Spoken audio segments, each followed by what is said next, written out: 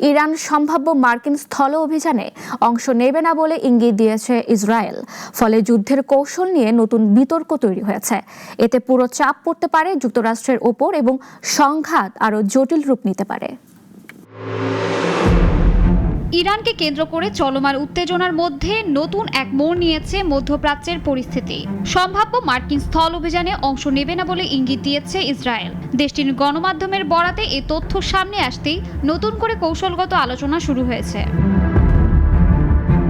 সংবাদ মাধ্যম middle east monitor জানায়, যুক্তরাষ্ট্র যদি ইরানের স্থল অভিযান শুরু করে তাহলে তাতে ইসরায়েলি সেনারা অংশ নেবে না। ইসরায়েলের চ্যানেল 12 এর একটি প্রতিবেদনে বলা হয়েছে, এই ধরনের অভিযান পুরোপুরি যুক্তরাষ্ট্রের বাহিনীর ওপরই ছেড়ে দেওয়া হবে।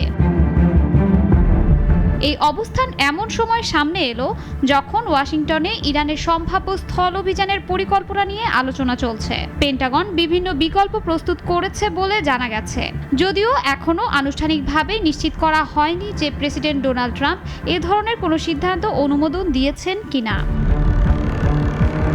অন্যদিকে যুক্তরাষ্ট্রের সম্ভাব্য স্থল অভিযানের বিরুদ্ধে কঠোর হুঁশিয়ারি দিয়েছে ইরান। ইরানি কর্মকর্তারা জানিয়েছেন, মার্কিন সেনারা তাদের ভূখণ্ডে প্রবেশ করলে ভয়াবহ পাল্টা আক্রমণের মুখে পড়তে হবে।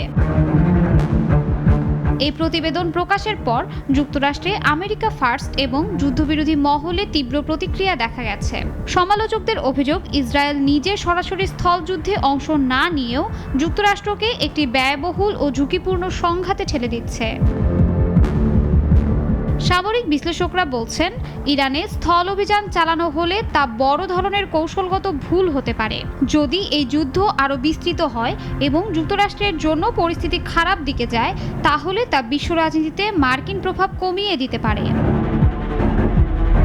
সব মিলিয়ে ইসরায়েলের এই অবস্থান যুদ্ধের ভবিষ্যৎ কৌশল এবং আঞ্চলিক শক্তির ভারসাম্যে বড় প্রভাব ফেলতে পারে। শাশ্বতী সরকার, নাগরিক।